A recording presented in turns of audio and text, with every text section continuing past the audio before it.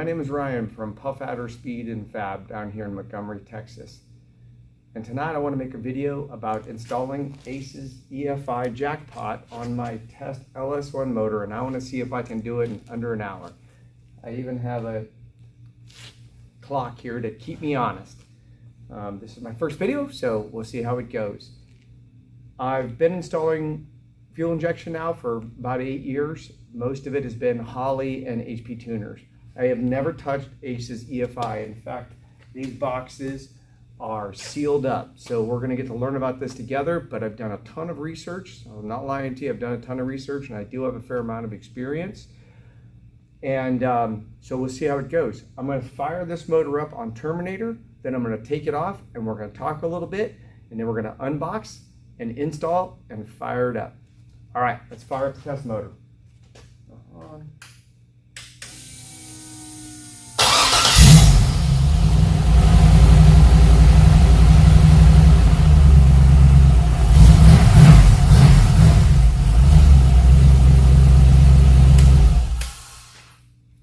Okay, so like many of you, I have friends, I have customers who want things reasonable, reliable, and fast.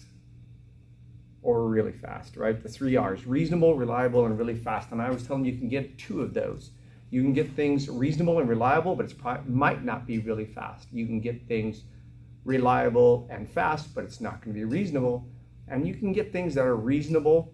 You can build engines and build cars that are reasonable and really fast, but they're probably not going to be reliable.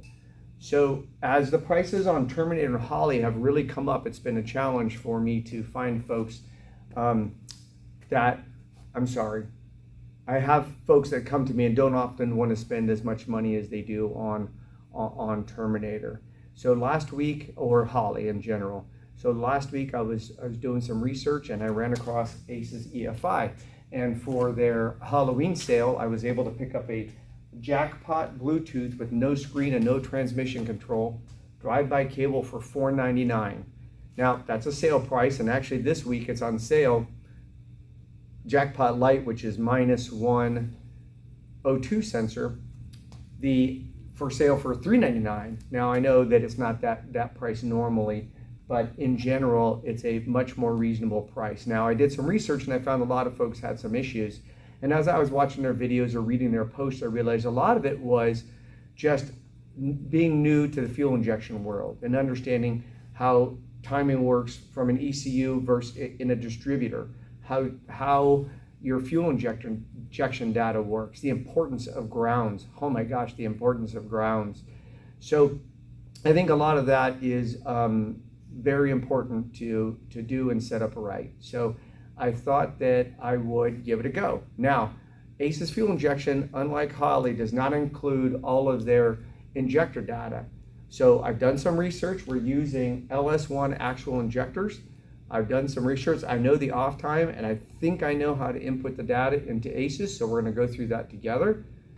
And then I also am going to use the LS1 map sensor, which is a little bit funny because LS1 is the only map sensor that ACES comes pre-installed besides ACES' own map sensors. Now it comes with a 2-bar, I believe it's a 2-bar or 2.5 bars. So, I mean, that's good for, 1 bar would be atmosphere. So 14.5 plus 7, so 20 pounds of boost, one map sensor would be good for. So the one that comes with the system, so you can't complain about that.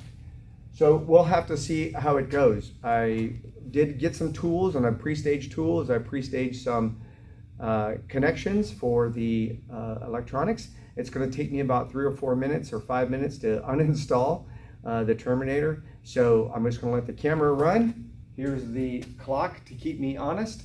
And even if I do go back and edit the uninstall out, you'll still see the movement on the clock. So with that, let's get going.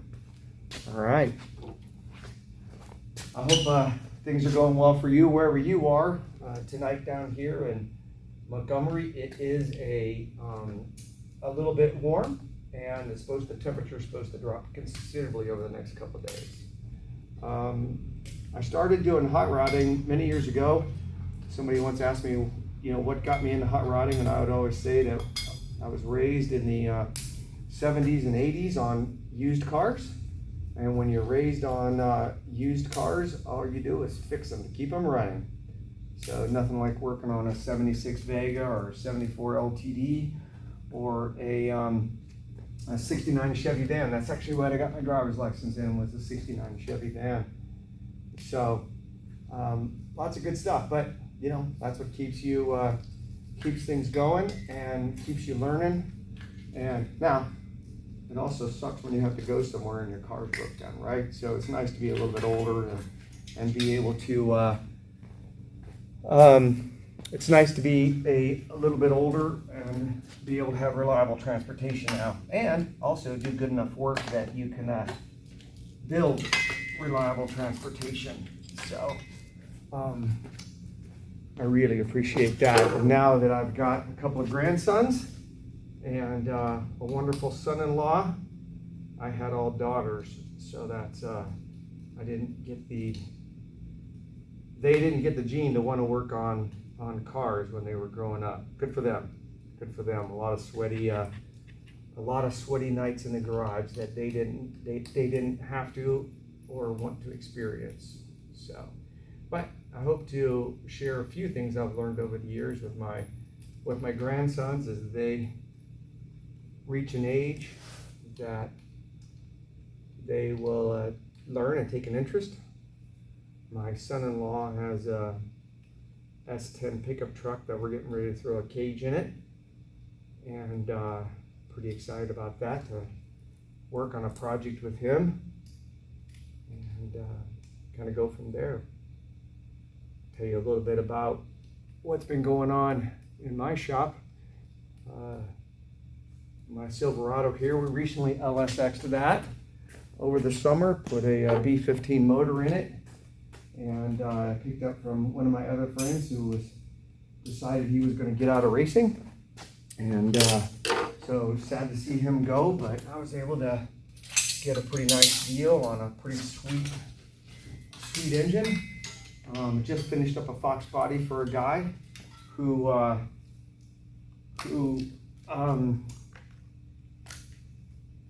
just a 5.3 stock bottom end, but good heads, good cam, big single. Well, not a big single, it's a 76 millimeter.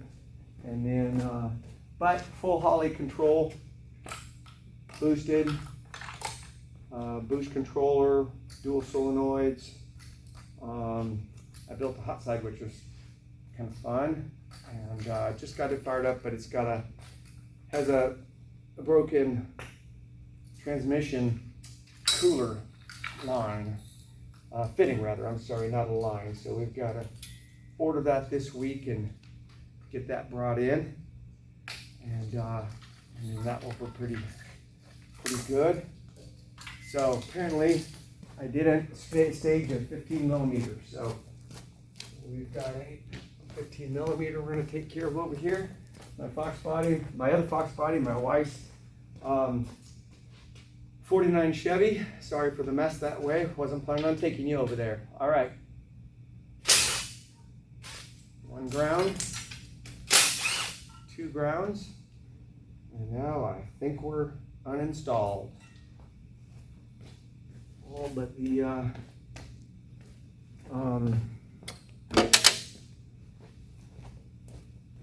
let's see, all but the knock sensor here and crank sensor. Wow, that's not too hot. May not have been a good idea to fire that up. Good. Cam sensor. Pick it up. God, you gotta love fuel injection, right? Woo-hoo! Good stuff. Lay this over here. I think we are cooking with Crisco. Let's go ahead and pop our O2 sensor out. Quick here. Get this one rolling. And not too bad. So this Jackpot, ACES Jackpot, I'm a little excited about. It's the one I bought. It has Bluetooth and it connects to the phone. Now I've already downloaded the app. So I've downloaded the app and the software on my computer, and I will be able to, I've monkeyed around with it a little bit, but one of the challenges with ACES is they don't give you a tune. So there's nowhere, at least I could not find a tune that I could practice with. So I was able to download the software, but there's nothing in it. So I practiced building it and looking through the tables and whatnot. Man, there is a lot of stuff in it. So for those that are familiar with HPTuners, I mean, you can access a lot of tables that you have no idea, or at least I have no idea what's going on with them. I've attended a few courses and seminars at the tuning school, and I've also taken the online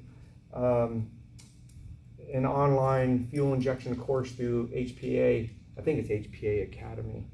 I do want to say that not a whole lot of folks have injector off time data for ACES fuel injection or how it works, but I believe it's MRP fuel injection has post ACES data for their fuel injectors.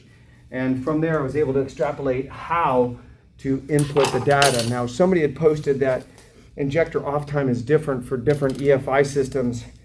I don't know if that's true or not. I just don't know. So we'll see. I have all the injector off time data for these LS1 injectors, and I feel like I will be able to install them and or install it into the software, and we'll see how it goes. Real quick, one of the things I don't know is we might be out of luck.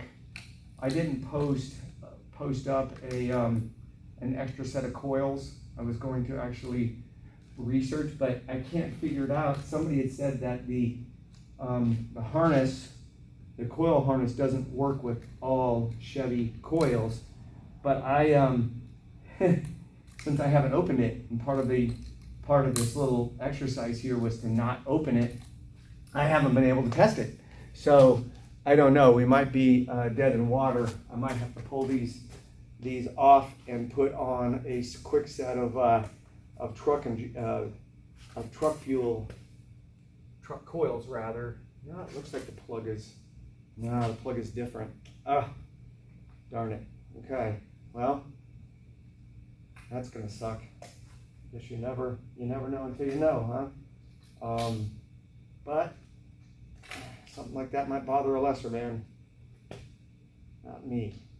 So anyway, when we get it down, I think I know where a set of coils are. If they don't fit, I will start pulling tubs until we get one, until we find some truck injectors, or truck coils, I'm sorry. So, okay, I think that's probably enough rambling. I think we're to a point where we can go ahead and open up our ACES. Again, I have yet to open it, yet to see it inside of it. Got my everyday carry, and like most of you that carry an everyday carry, most of what we use it for is to open our Amazon boxes. So I'm going to open my Amazon box. Here we go. Go ahead and get this going here. It's a nice box, so I don't really want to get after it too bad. Ah, here we go. Come over here. Come over here. Down here. There we go. Okay, fold it this way. Because I'm packaging. Wow. Box with a lot of stuff in it. Let's put this away before I hurt myself. In case you are wondering, I don't really want to do that. So, got a box here. This is our O2 sensor. So there's a bung in there. So, I'm going to go ahead. We're just going to install our O2 sensor. That's going to knock it out. It's going to go. Ironically, this looks a lot like a Terminator. So I'll do some part number research later and see, but I know that it uses a Bosch 4.9 Holley uses a lot of their own stuff, but I think you can get Terminator. In fact, I know you can.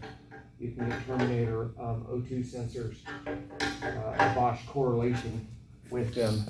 But here we go. There's that. This is our Jackpot ECU. Pretty freaking cool. So there it is. Told you I've pre-staged a bunch of stuff here, so I'm going to grab 4 zip ties, and I'm going to zip tie it right to the handle of my cart here, and I'm going to go from here. Pretty excited about this. This is if this works out, I mean, it would just be great to be able to have I know micro squirt. I've never tried micro squirt.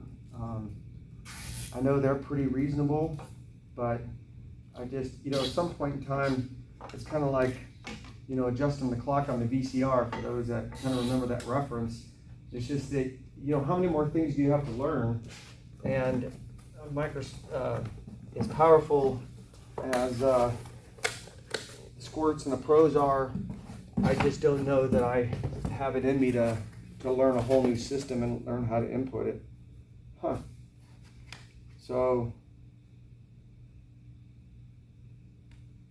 well, I have a screen, so maybe I opened the wrong one.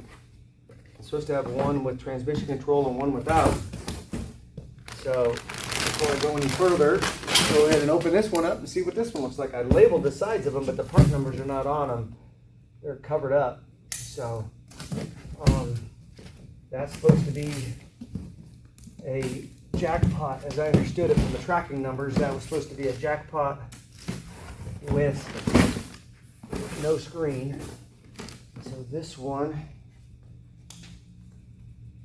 has a bag of stuff. That's upside down. Okay. So this is the right one. So we're going to take this guy, because put it in there. And we're going to put this one that I opened up in here, because this one with trans control and the screen only has one O2 sensor. It was a light, and this one without the screen was not a light, so it had 2 O2 sensors. So sorry for the crackling. Put this back in this box. Put this over here. Here. Here. Hold this up. Sorry, it was just a little challenging for me to figure out what was what.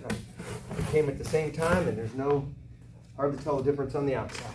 So let's go ahead and lay this out. Let's go ahead and take our other O2 sensor, because I just happen to be using some Holley Shorty,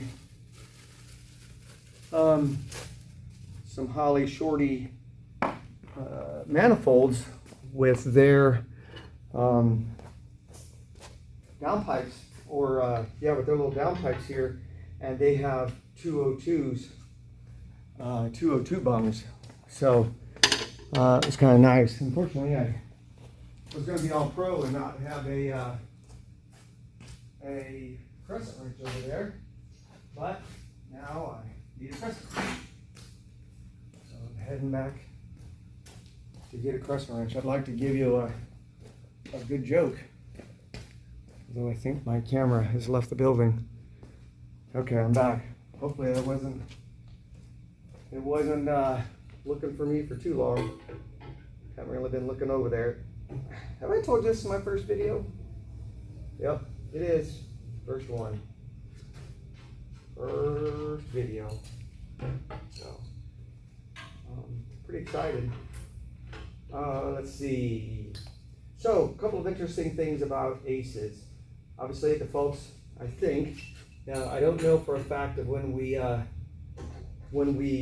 use the wizard, but in general, it defaults to metric, so you want to pay attention on your units. The second thing is that look at all of this good stuff. So, all right. Oh, okay. So this is our Bluetooth can.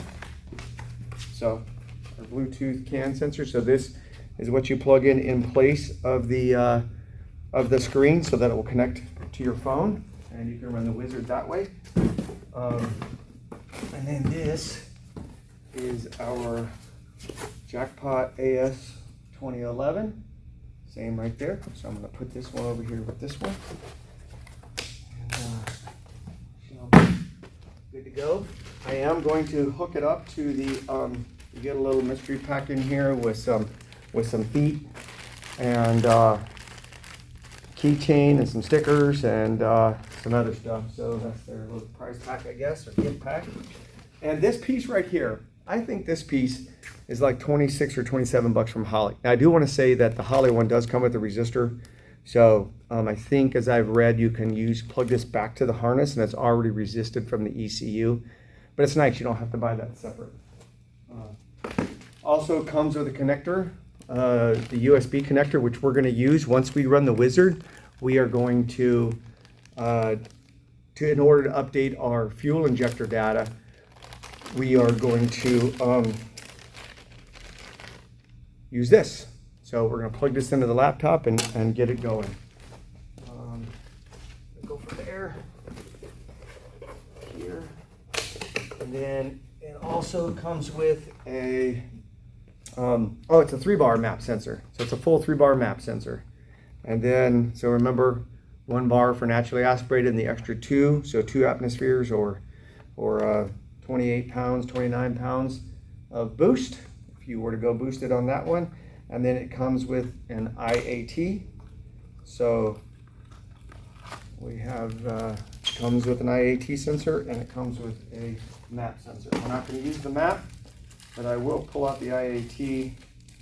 Doesn't matter, we're just running it to fresh air, but it comes with a little grommet on it, but we'll pull it out anyway. The LS1, this is the LS1 off a 2002 Camaro, and the IAT is actually, I believe, in the intake or in the I'm sorry, cold air, the air inlet, or in the built-in the map sensor. But anyway, it doesn't have one.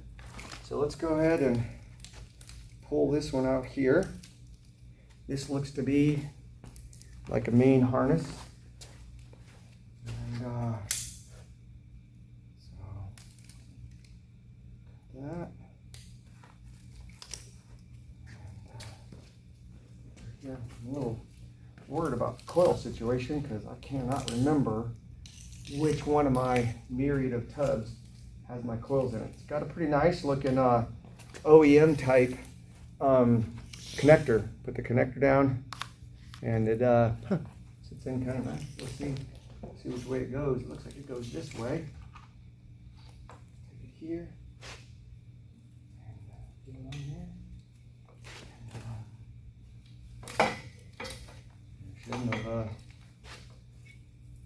Okay, there we go, suck it down, pull our, let's run this over the top of here, going back to there. These are all plugins, so injector plugins, they all plug into something else. This is our cam and crank plug-in. It's nice, they include both, as I understand it, they include both connections for 58 and 24 times, and which is always a pain. That was one of my first ones I had to deal with, was figuring out how to connect those. So I think we're going to go with 1 as driver, 2 as passenger. You don't know if that's how it truly is, but that's what we're going to go with. Put it over there. Open. But anyway, the 24 times crank sensor and cam sensor is 12 volt referenced, and the 58 times crank and cam sensor is 5 volt referenced. So that becomes a little bit of a sticky wicket when you're brand new to these things and you're trying to figure stuff out. Why? What is going on? Well, it's a knock sensor, so I just plugged in the wide bands, and now I'm plugging in the knock sensor. But so, you know, how do you depin and repin, or can you tap into 5 volt? Yep, you can do that. I'm not sure what FPS is. Should probably know that, but I don't. So CTS, I'm gonna plug in the coolant temp sensor over here. And then I thought I saw the IAC, but maybe I didn't. So oil pressure, we're not running oil pressure sensor right now because on the run stand I like to use a mechanical gauge just to ensure I don't have anything jacked up. Oh, fuel pressure sensor. Oh, so it comes with a fuel pressure sensor already wired in. Very cool. So knock sensors up and out. This is our low pressure we just talked about, and this is our ignition cam crank. So 2 sets of coils. So 1357, 2468, very well labeled injectors, and then our ignition. So I'm going to lay that right there. Now let's go on to the next ones. So let's grab this one is our additional wires, which we are not going to use, I don't think. Oh, yep, we are. I see some power. So we're going to set those right there for just a second. And then we're going to look at our coils. So it's just coils. So on an LS engine, your right hand side is your odds, 1357, and your left hand side, your passenger side, is your evens. So moment of truth, coils, wrong ones. Darn it, okay. So we'll pull some coils here in just a second. Lay those over here. And then we'll come back over here. And here is our injectors. So the other thing I was going to say that I did, I ordered the EV6 harness because most everything I do is EV6, but these are EV1s. So I actually have some EV1 connectors, and we're going to go ahead and just snap these on real quick so we can plug those in. Let's see how we're doing for time. I don't know that we're going to make it, if I'm being honest. The coils got me a little, I should have pre-staged a set of coils. That one's on me. That one is on me. So if you want to know, doesn't fit LS1 coils. Probably some of the newer ones and the truck ones. To be honest with you, I wish they just plugged right into the Chevy ones. You know, every EFI company does things a little different, and people find what they like. I kind of like the way Holly does it. They're just like, screw you, use a GM harness, and go from there. So this is your evens and odds. So we'll lay this back here like this, and we've got our odds. So we'll start on this side. Okay, let's kind of push this out of the way. Got odds. So 1. Wow, they're really labeled well. I'm sure the first time you douse it in oil. Fired up that Fox body today, and I just could not get it bled. It took me the air. I could not get the coolant system bled. It took me a while to get it where it would come down, and at one point in time I knew it was warm, but I popped the hose in general. Man, did it make a mess. So that going. So, but anyway, first time these things get doused in oil and antifreeze, you have to see how they go. But not bad looking loom. I mean, all things being equal, can't complain about nothing. All right, let's flip this back over. This is injectors. So injectors go here into this plug. So injectors are good. Look at that, on the dick. Let's go over here, and this is a 58X crank and cam sensor. Do not need that one, so we'll lay that one right there. That's our coil harness. This is our, this says 58X too. Wonder if we have two 58Xs. No, we got a short one and a long one. Boy. Right. So 58X, 58X. All right, so let's check it out. Let's see what we got. ACES. Oh, that's a knock harness. What am I doing? That's a 58X knock harness. A 58X. That is a 58X crank and cam sensor harness. So let's go this way. 24X crank and cam. Okay. So that's pretty wild. Never thought about the differences in knock sensors. And the Gen 4 58X type stuff has the knock sensors down on the edge of the block. So the 24X Gen 3 blocks are in the valley cover. So here we go. Here's our crank. And now our cam, we're plugged in. Come up here to, that's our 135 ignition. This is our 2468 ignition. Okay, where is it? Is it right here? Crank and cam. Right there. So let's pull that one up. That one plugged in. Okay. This is our okay, our sensors. This is sensors. So that's a Gen 4 map.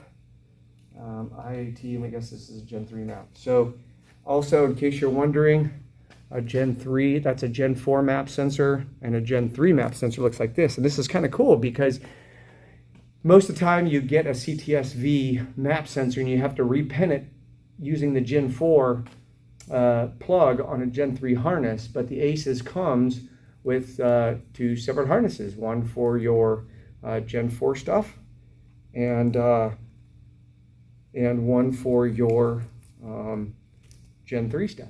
So, pretty cool. All right.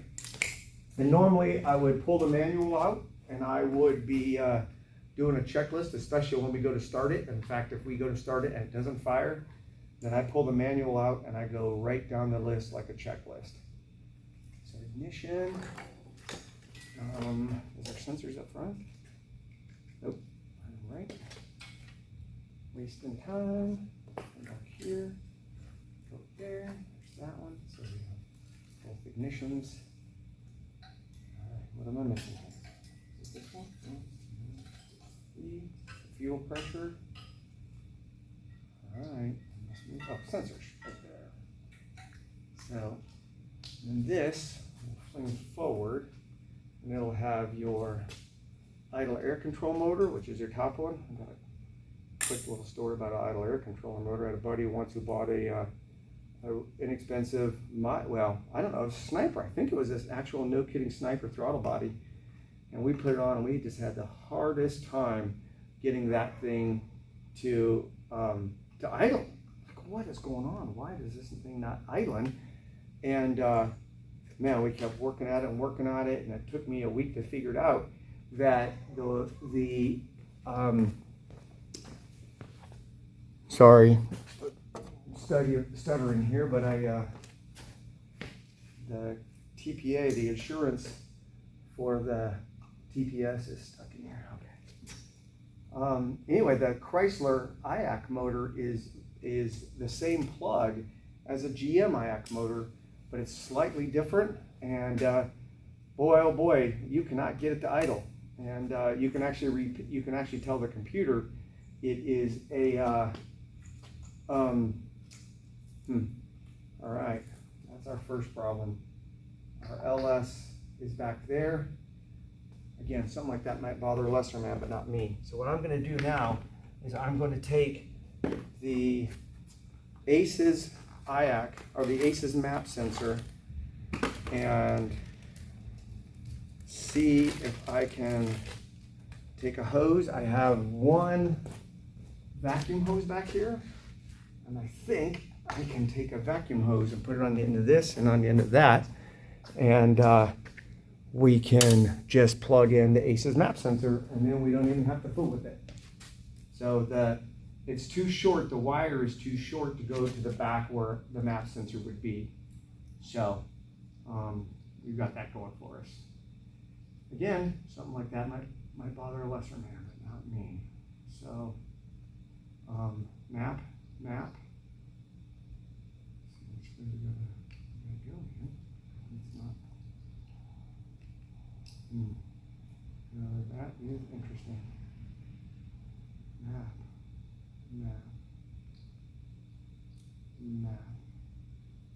Well, so there's our first thing. That plug is definitely will not work with this map sensor. It is not. Let me try it again. it will not go into that map sensor. So there's something odd about that. Let me go back over to this one here. Nope, because that's a newer. Oh, interesting. So this one here, TPS, remember I told you? Well, this uses Gen 4 style. So the ACES uses the Gen 4, TPS, IAC, and IAT. So, again, something like that might bother a lesser man not me. So what we're going to do, take that TPS and that IAC off, unplug it from here, and then I have an IAC and map. Okay, we already have our map sensor plugged in here. We will run our IAC here.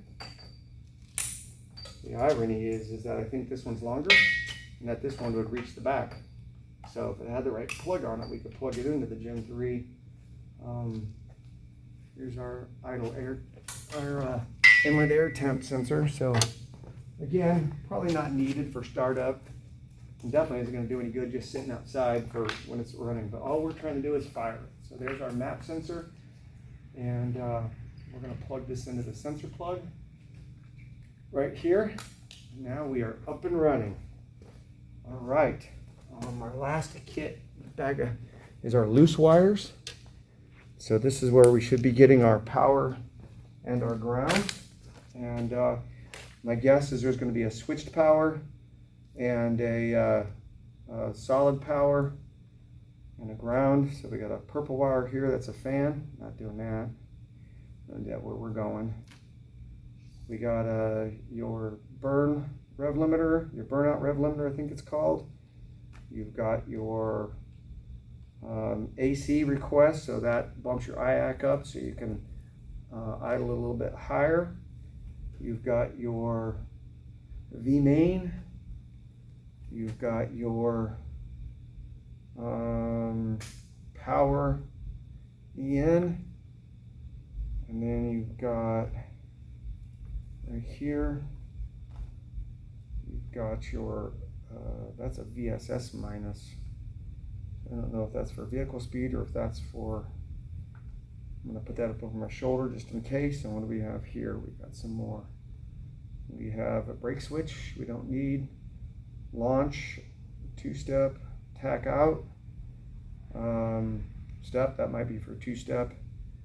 And then instead of, I don't exactly know the difference between a launch and a two-step, but anyway, there's a fan tube and a VSS plus. So I don't know exactly. I would have thought there would have been a ground for the, okay. So they're probably right here. We might not even need this. We might not even need this. In fact, at this point, we're gonna put that right there in case we need it. We're gonna cut this one loose and terminate these wires real quick and get these going. So there we go. We have our ignition key, so it's switched power. So switched power is going to go to my terminal block right here. These are going to go to the battery. And then this one is the fuel pump, and I already have a solid fuel pump, so we don't need that one. So, not solid, I already have a hardwired fuel pump, so we don't need that. Those are not cut. I'll have to be right back. Following over here, come on. This way. Let's get our wires. All right, coming back. Go ahead and pop these off. There's our negative, our positive to the battery, our ignition key. It must ground back through. The Holly has a separate, guess I'm going back to get crimpers now. Well, I guess I didn't pre-stage all the tools.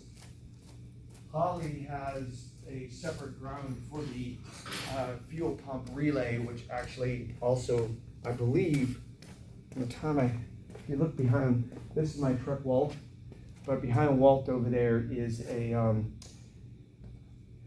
Holly wiring schematic for Gen 3 and Gen 4 motors, and since that's mostly what I do, and I can't remember, but I think the fuel pump relay runs everything. So that's the same trigger that triggers the ECU or provides power back to trigger on the ECU. Gotta see here. This wired up there. Okay. Let's go back to two big ones. You'll have to apologize. I am not going to heat shrink these on because no need to for this. I hope you've been okay. We're coming up on 35 or 30 minutes, 35, 40 minutes here. So probably not going to make it because I don't exactly know which tub has my coils in it. And you get to see the rest of my shop that's unstaged. So I've already seen some of it. It is what it is, right? Little things, stuff happens. Stuff happens. It's a little bit of a challenge to ramble forever. I'll tell you guys a good joke if I knew one. Let me see, what other things can I talk about? Boy, I'll tell you what, grounding stuff, just take everything back to the battery, right? And what I mean by everything is take everything that's regarding your EFI, just take it back to the battery. Don't mess around with it. Go to Motion Raceworks. They've got an excellent tutorial on how to wire, if you're doing a master cutoff switch, how to wire your master cutoff switch. For a couple of race cars, I wired the EFI to the backside of the cutoff switch. I'm sorry, the front side of the cutoff switch, so that it would cut main power. And what I found out is you don't even need to do that. So now I run because once you hit your master cutoff, it shuts off your switch power, it turns off all your relays. Now I still run my fuel pumps to the, I guess you would call it the cold side of the switch. So that way when the master cutoff switch is hit, no matter what, the signal is turned off as well as the fuel pump. I don't think you need that. You basically just need to cut the signal and then run your alternator back directly to your battery. If you do those things, I'm telling you, your life is going to be so much better if you will just do that. Just run your ground back to the battery, and then make sure anything that's grounded, make sure you have to ground it to the back of the head. It absolutely has to be grounded to the back of the head. You can't get away with that. Okay, we gotta look real quick for some coils. I think they're in this one. I'm hoping. I think they're gonna last, but I think they're the same coils that we have over there. I think what I have is the same darn coils. No, maybe not. Nope, I think these might work. Hold on, let's check. All right, you with me still? All right, let's check. We are back in it. All right, so one set of coils, two sets of coils, and we're going to go ahead and disconnect them. Coil harness is off, and I'm just going to do it like that. Get those four away from there. Get these four here. 2, 3, 4. Then we're going to pull our plug wires. 1. Give them a little twist as they come off. Man, I can't tell you how many LS plug wires I pulled off. Twist them. I put a little dielectric grease on these. These have been dielectric greased, but give them a twist. Don't just get to yanking on them. Give them just a little bit of a twist. All right, let me grab a 10, and we'll have coils on in less than a minute or two. So can't complain about that. Again, I apologize for not staging more tools over here. I thought I was on top of it. All right. So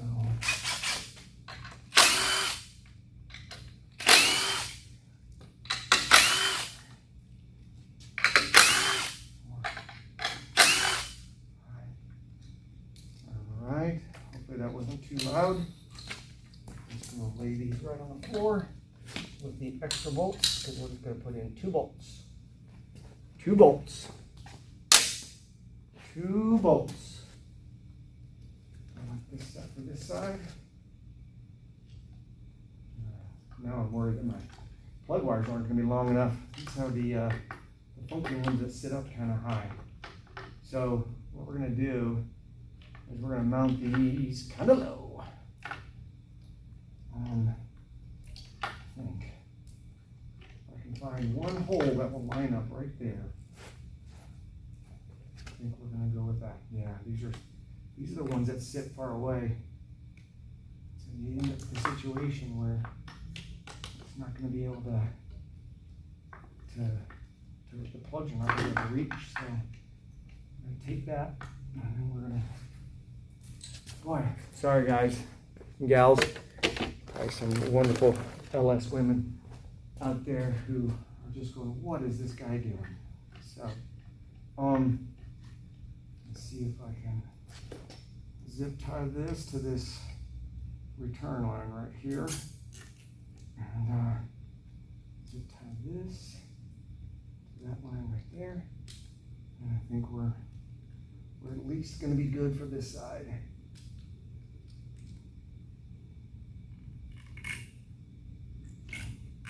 My buddy in Boise's going to see this. He's like, "Man, what are you doing to my coils, man?" Take my coils off. Okay. Let's go to the other side. Zip these off. 2, 3, 4, 5.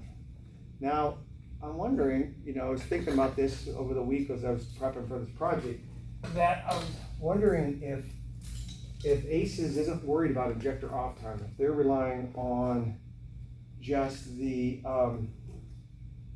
I wonder if they're relying on fuel correction to make those changes and account for the injector off time. So if I understand it correctly, the injector off time is the amount of time that it takes for the injector to fire once the signal is sent. So it has to do math to back that calculation out. So I'm wondering if it just if it just uses the fuel table to offset it, just the learn table to kind of just offset it, and it just, as it learns, it figures out, oh, I'm delayed a little bit and I'm going to add that fuel back in. So I bet that's what it does, and that's probably why they're not worried about it. That, or they really want you to buy their fuel injectors, which is fine. I mean, I think they're reasonably priced, but if you're trying to set up something that's reasonably priced for for consumer, then make it so that they can reuse truck injectors. Oh my gosh, right? I mean, there's a million truck injectors out there, and that's what all these guys are using, just truck injectors from landscaping trucks. That's why I always look at it, just old landscape trucks with 300,000 miles on it. Polished a crank the other day with 270,000 miles on it, and man, did it look good. So pretty cool. All right, fuel pressure sensor, we don't need that. All right, let's wire up some, run the coils, and then run the wizards, see what happens. So got this side, I'm gonna go with 1, 3, 5,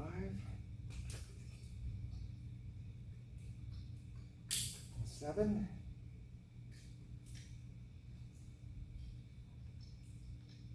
7, and then ignition 1, 3, 5, and 7. So each connector is labeled very nicely. And then guess what? Ground, right to the back of the head. So we're gonna come right back and get that. I'm gonna get both of them. So go and knock this one out. So this is 2, 3,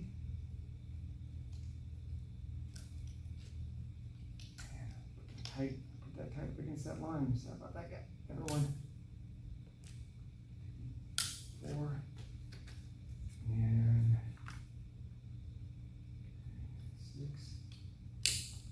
8. Okay, and then ignition 2468. It's kind of nice. Usually I'm having to prime these things with oil when they're brand new like this. Get them going, and it's nice. This thing's kind of ready to roll. Just gotta ground our coils here. I haven't forgot about the map sensor. I think that's our last hurdle. We just got to grab a hose, a vacuum hose out of my hose not hose box, and go from there. So that one tight, that one tight. All right, we're all connected. Everything is out of the way. So for this Bluetooth sensor, which is going to be close to the coils, which is not super duper smart, but if we do that, we're okay. Leave those coils and bolts right there. All right, we need a hose, not hose.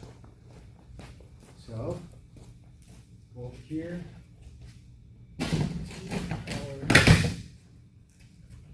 Hose, not hose box. And then let's find a suitable piece of hose. I think probably right here. This is 3/8. And you can take this guy, put him right on there.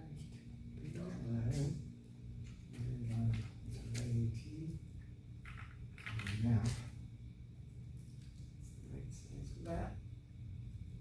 Okay. So there you go. I've done this before a lot.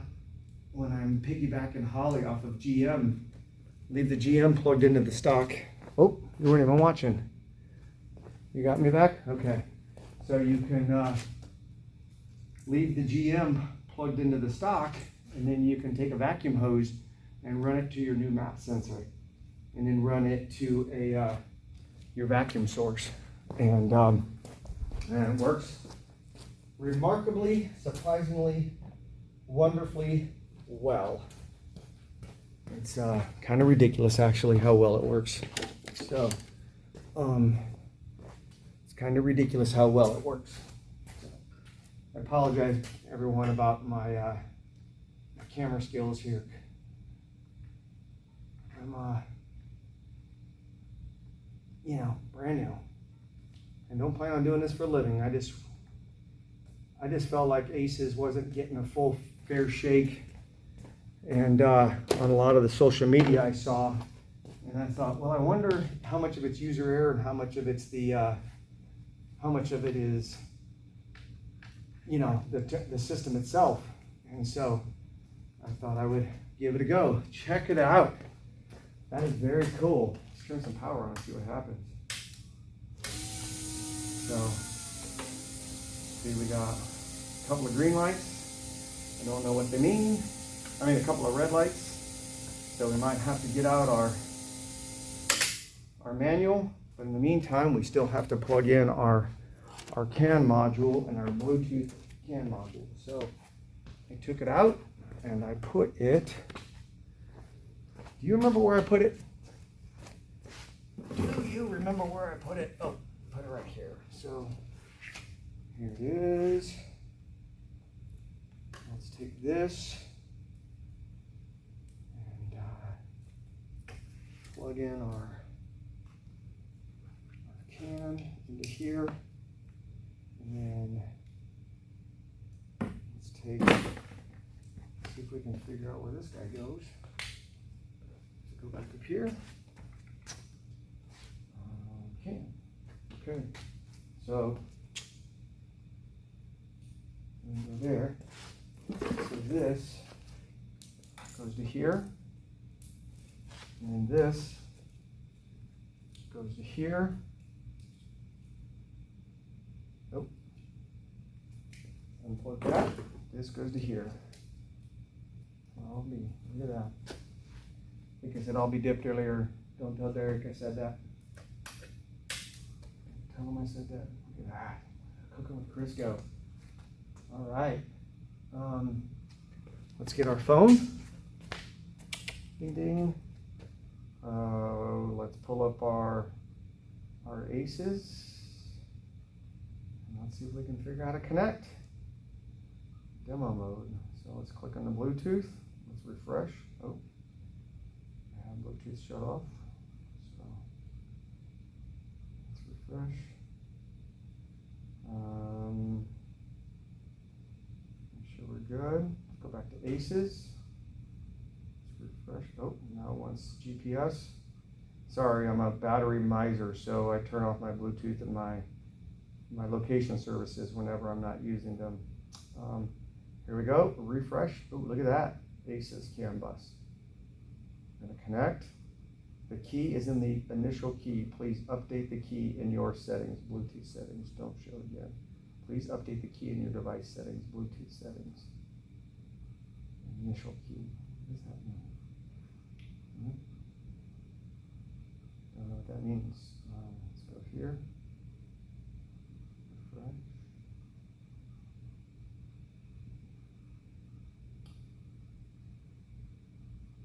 Connection. Okay, it says we're connected successfully.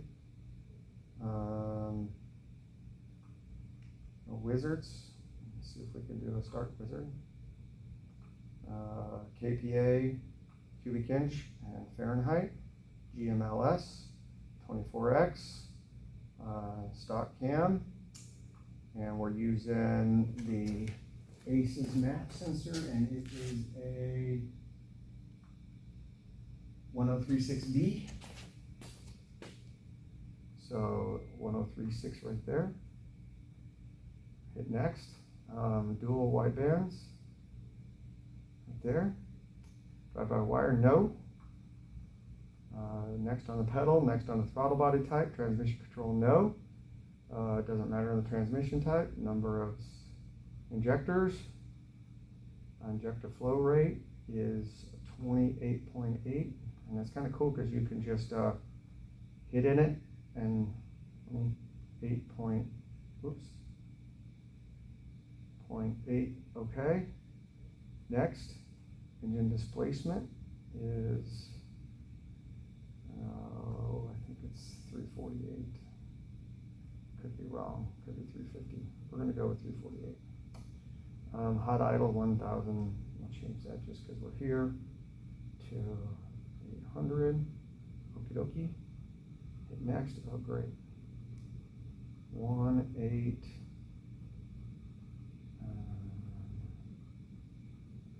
let's see, this is 6, 5, 4,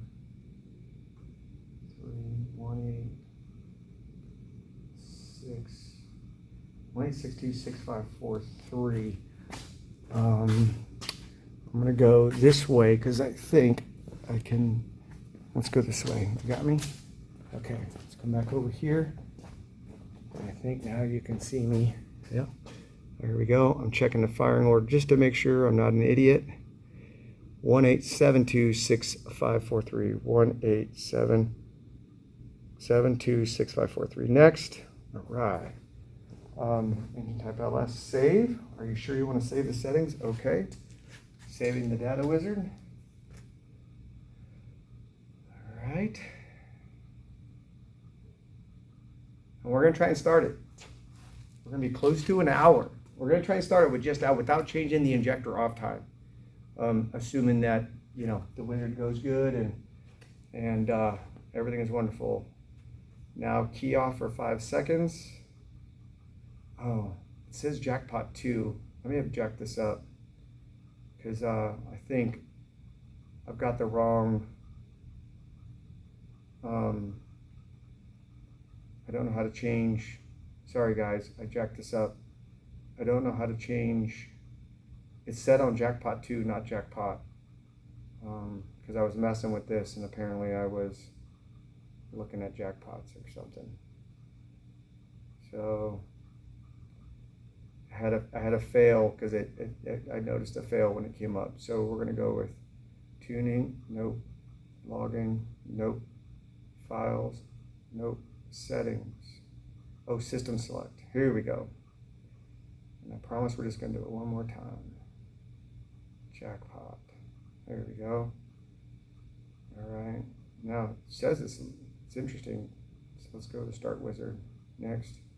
GMLS LS24. Stock. Map. Dual. Drive by wire. No. Transmission control. No. 8. Resetting the fuel injector 28.8. Okay. It's all my fault. Okay. This is all my fault. Not ACES. I chose the wrong. It defaulted to Jackpot 2 and I had set it off to not. I'd set it to never ask me again for it and I couldn't figure out how to get to it. So totally on me. Not Jackpot. Had idle. I'm sorry, not ACES. Backspace. I think I should look to see what I have set at in the Holly. 18726543. Save. Make sure you want to save settings. Okay. Writing the wizard. Okay. Key off for 5 seconds.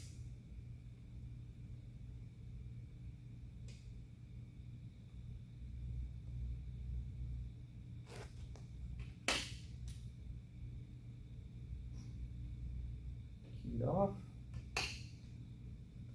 Okay. Back on. Let's go. Well, all right. Let's see. Stock settings. I don't even know if I have to do a TPS or not. We're going to go for it.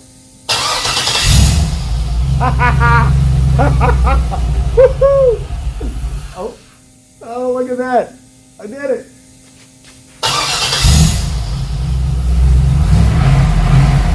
That is so cool. That is so cool. Now we could spend time, doing the injector off time and whatnot. In fact, I'm going to end the video here, but I'm actually going to keep going.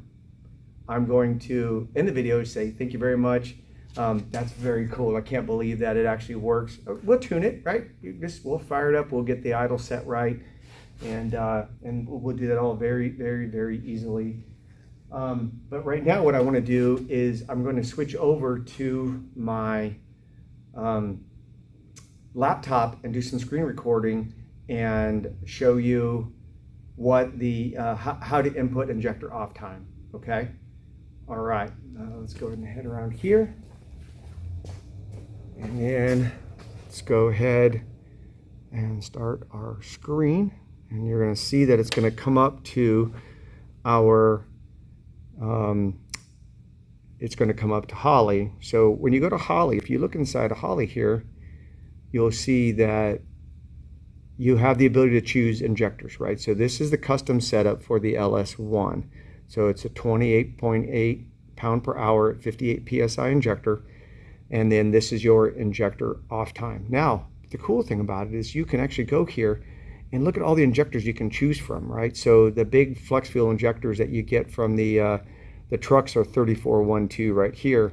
And now you have this nice flex fuel injector that's very reasonable, and you can find them all day long at the junkyard, get them cleaned fairly cheap, or you can clean them yourself. There's plenty of videos out there on how to clean fuel injectors. But you can get the data right here, right? Now it's very interesting. So Holly, if you'll look, Holly reads in milliseconds, okay, and volts, and there's 16 data points on the x-axis, okay? In ACES, they work in microseconds and millivolts. So if I said millivolts over here, I meant volts, but I don't believe so. So Holly deals in milliseconds and volts, and ACES deals in microseconds and millivolts, okay? And also they only have eight areas, okay? So now what we can do is we can roll this a little closer, and I'm wondering if we can now connect our CAN bus to our, so we have our ACES right here. So Let's make sure we select the right system so we don't jack this up again. Okay, Jackpot, we're good.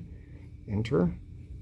Okay, now I think we can take this, our cable right here, and we can connect it to where our Bluetooth was right here.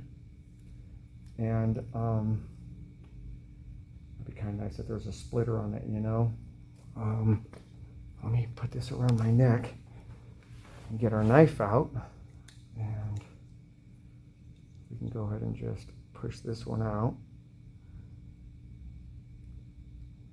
This has accident wrote all over it, doesn't it? Okay, so that's disconnected, and now we can connect it here, and then we can just go ahead and plug this in over here to our computer. Okay, and now let's see if we can connect to our ECU. So let's go here, select system, we select our Jackpot, enter, and then let's see, connect ECU. Here we go. So we connect ECU, it's initializing the CAN, and it's downloading.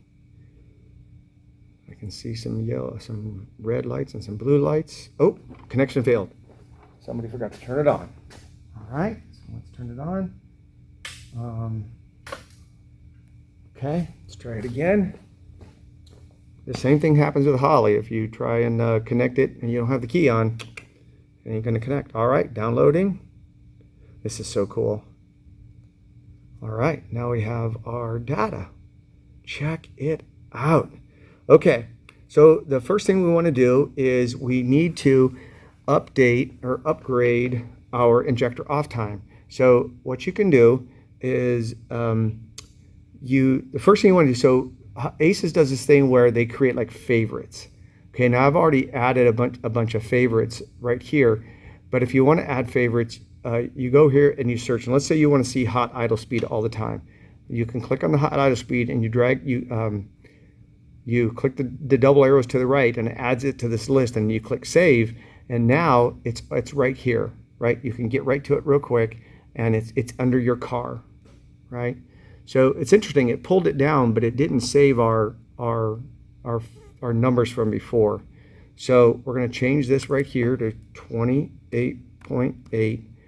We're going to change our displacement to, and again, this is probably something I did, not something ACES did. I'm working through this in a hurry, and we'll change our max RPM because we're nice to our LSs down to 62, and our hot idle speed. So our hot idle speed, let's see what we actually have it in the Holly. So idle, and we have our idle speed set at 700. So we'll go back over here into our ACES, and we'll set it at 700. So that's 680. So that's okay. And then we already set our engine max. Okay, so to change your flow rate,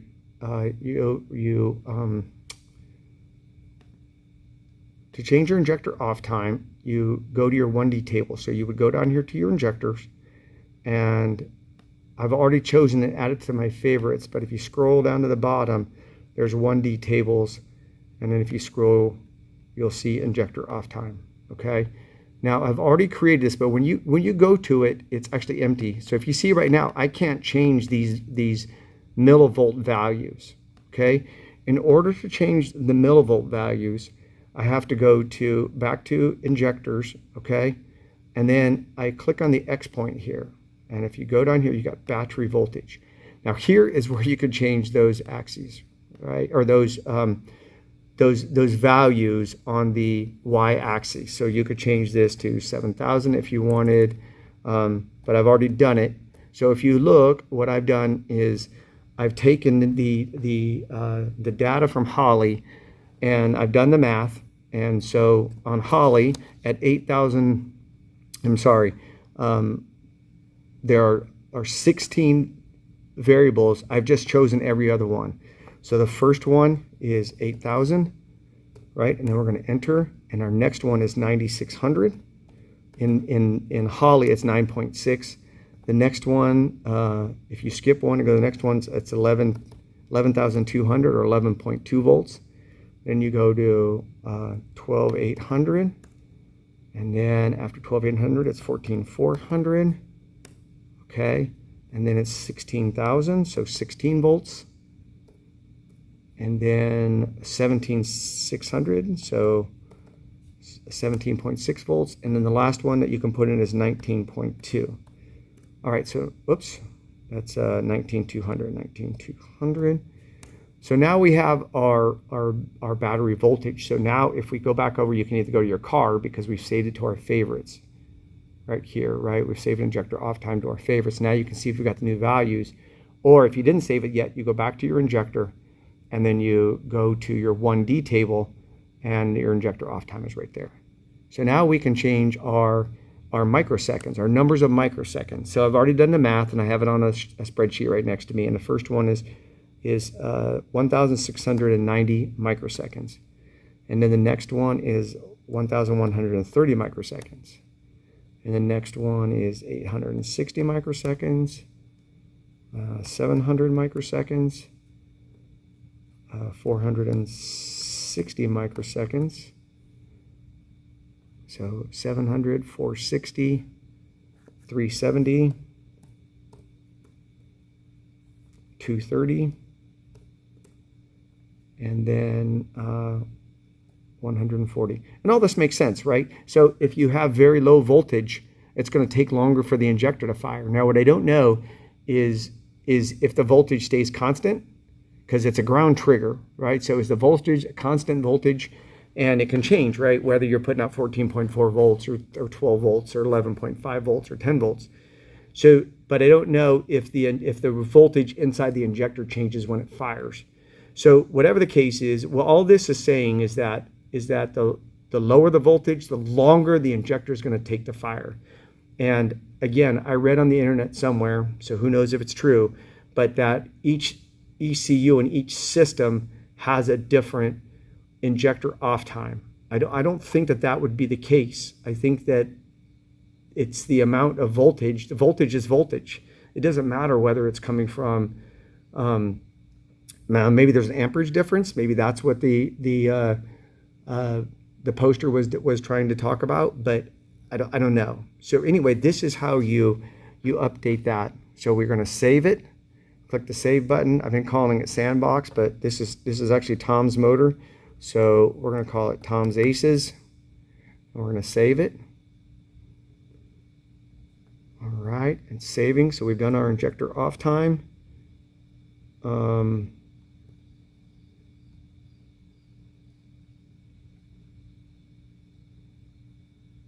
right, and now we're going to write it to the ECU. So it's a lot like HPTuners, right? You write to the ECU. So you click Write ECU, you click OK, and it says it's saved. OK, please ensure the ECU is running and the engine, or the ECU is on, engine has stopped running. It is. OK. Now it's writing the calibration. 11, 12, 13, 14, 15, 16, 17, 18, 19, 20, 21, 22, 23, 24, 26, 27. I'm very excited about this, everyone.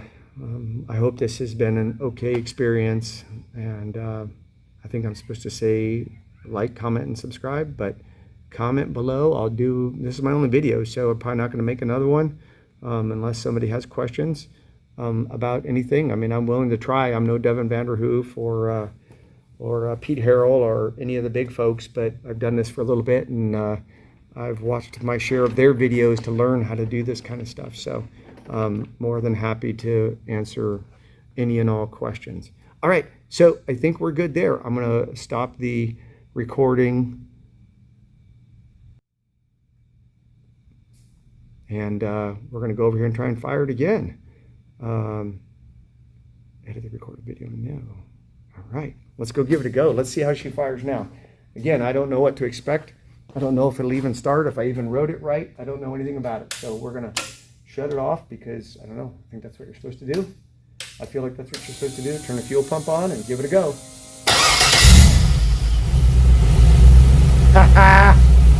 That's even better than before. Look at that.